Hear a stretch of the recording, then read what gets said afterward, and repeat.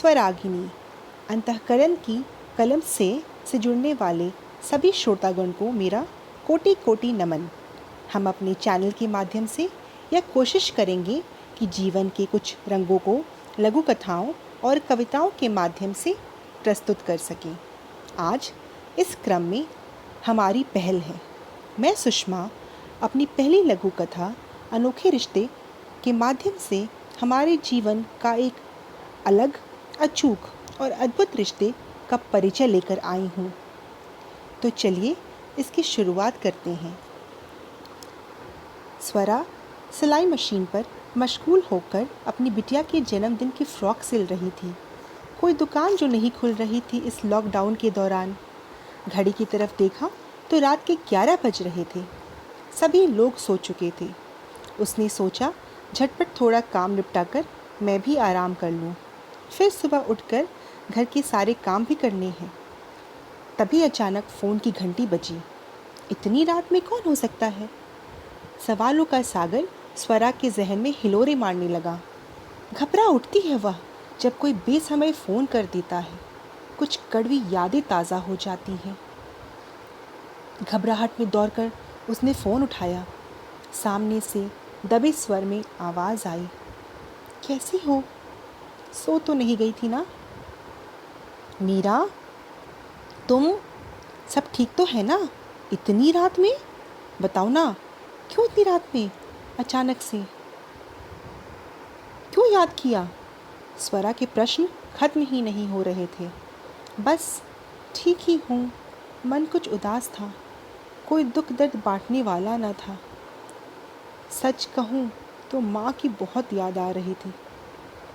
रुआंसे स्वर में मीरा ने कहा, बिल्कुल सही किया।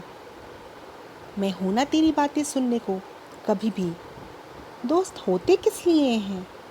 आंटी हमेशा तेरे साथ हैं।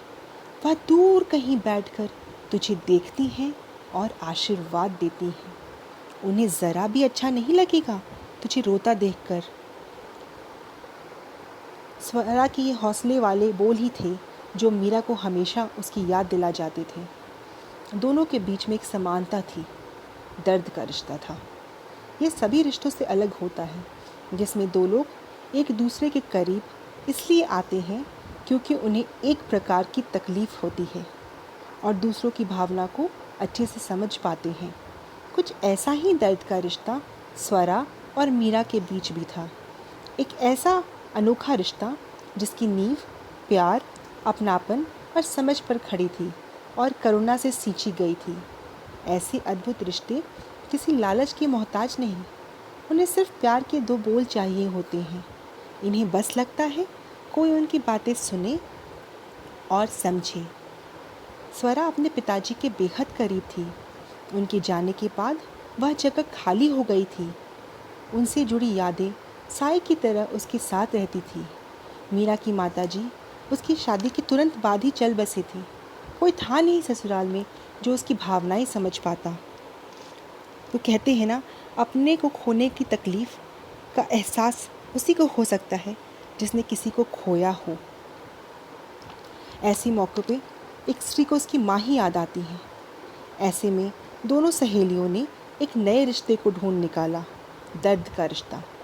इस तरह आपस में कुछ देर बातें करके दोनों के गम कुछ कम हो गए और आराम से अगली सुबह की उमंग लिए एक दूसरे को गुड नाइट कहा। नई सुबह फिर से नई ऊर्जा से नवाजेगी, बस इसी उम्मीद से दोनों ने फ़ोन रख दिया और सोने चली गईं। इस पूर्ववर्ती रिश्ते को जो मैंने शब्दों के माध्यम से पिरोने का प्रयास किया है वह आप सब श्रोताओं को पसंद आए, इसकी कामना करती हूँ। कहते हैं ना, खुशियों में तो हज़ारों रिश्ते पास होते हैं, पर जब व्यक्ति दुखी हो, त्रस्त हो, पराजित हो या शोकग्रस्त हो, ऐसे में जो रिश्ता आपका साथ निभाता है वही सच्चा होता है। हम कोशिश करेंगे कि ऐसा अनोखा रिश्ता हमारे चैनल स्वरागिनी अंतःकरण की कलम से का भी अपने श्रोतागण के साथ बना रहे। इसी क्रम में हमारी अगली प्रस्तुति राजीव जी के साथ और भी खास होगी। इसके लिए हमारे चैनल से बने रहिए और हमारी इस प्रस्तुति को अपने परिवार और मित्रों के साथ साझा कीजिए। इसी उम्मीद से आप सबों से विदा लेते हुए धन्यवाद। स्वस्थ रहिए, खुश रहिए।